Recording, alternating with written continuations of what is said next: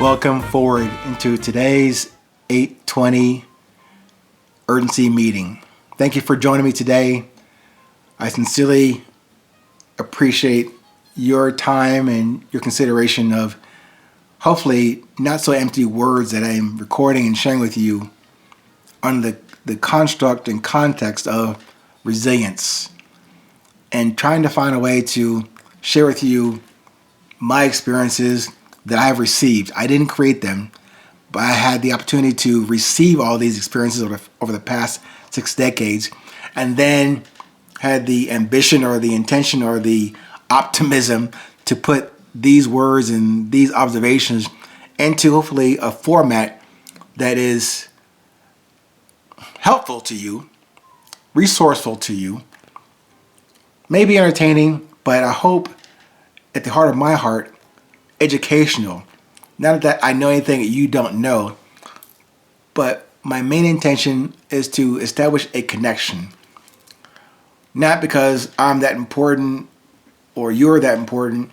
We're all unique, not special, but if we can get to that core competency and connection that we all share, but that many of us recognize that we have that to share, instead of hoarding it and hiding it, we can open up and share that. Now, this is something for me to learn for myself and then to get more comfortable, confident, and humble in doing it and trying to tamp down on that arrogance and vanity that really was hamstringing me for most of these 6 decades before.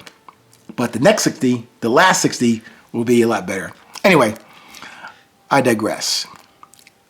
Today's topic is called Perfect and Yes and Positive and Love. Now I know these are nice softball, fluffy words that are probably being bandied about by everyone in this world a million times. But bear with me a bit today and indulge me to at least tease out these words as it should pertain to me and then of course to you in terms of resilience. I'm saying that nothing bad can come from those words themselves or the use of those words or the intended direction of those words.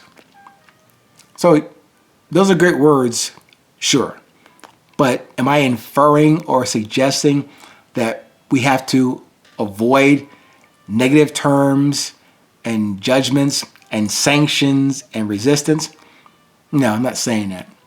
I'm as guilty as anyone out there that's used those words many times over and probably will continue to do that. But I'm asking you to consider to see the void in those negative words, events, or moments that all of us experience and will continue to experience. We cannot avoid life. It's going to come to you whether you like it or not. Similarly, we cannot avoid love or avoid being positive or yes or perfect. Now, certainly, pick antonyms or opposites of those words, and you can definitely say, I'll choose hate, I'll choose negative, I'll choose imperfect. Certainly. And speaking for myself, I know I had done all of that. As recently as yesterday or maybe 5 minutes ago, I certainly have done that. But at least I'm trying to put forward for myself as some guidance, as some new guardrails or some new signposts to recognize and determine, am I tracking on those or am I taking another trail that is either opposite or against the traffic of myself? So given that subtext, from me, patience, the very term and action, patience, is new for me to make those kind of course corrections, meaning to accept, embrace, and use more of the positive terms instead of defaulting to the negative terms. Because for me, even from my brother Paco, or friends at work, or colleagues from the Army, or even people I meet on a golf course, just talking crap about, that shot or whatever, even in jest, saying things that are not positive, using those funny, playful, with a tinge of negative terms really has no benefit to me or to the recipient. Yeah, it sounds funny, it's cute. We know each other, we're just chopping it up. But I can't really think about the value. Am I bringing the value to this engagement? So, straight bad habits like that still persist even for me today. So I say that because even though my ambition, my optimism, my direction is positive, it's yes, it's perfect, it's about love. But hey, 6 decades of bad habits, it's tough to turn that ship around to go in that positive tack against that wind. Not impossible, but difficult. So those 6 decades of bad takes a while to reduce those hills and mountains and monuments of my own vanity, of my own arrogance. Trying to get on that path of courage, humility, and confidence. I'd love to wave that magic wand and have a mindset change and default to my heart set, which is on that track.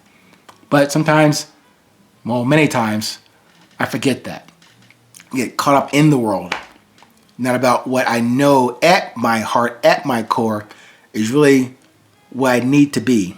Not to stay there, but take that going forward, not going back to those old habits. So I really hope you can get the yes, the positive, and the love, and the perfect of these 500 seconds of resilience.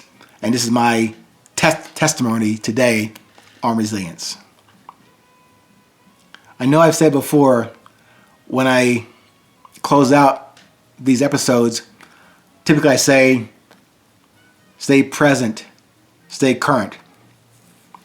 Again, easier said than done, but it is my humble, original, and sincere approach to share with you what I have, learned, but have been exposed to, have received, to observe, and then, as I'm stating in the book, to then communicate. That is a core process model of resilience in that book.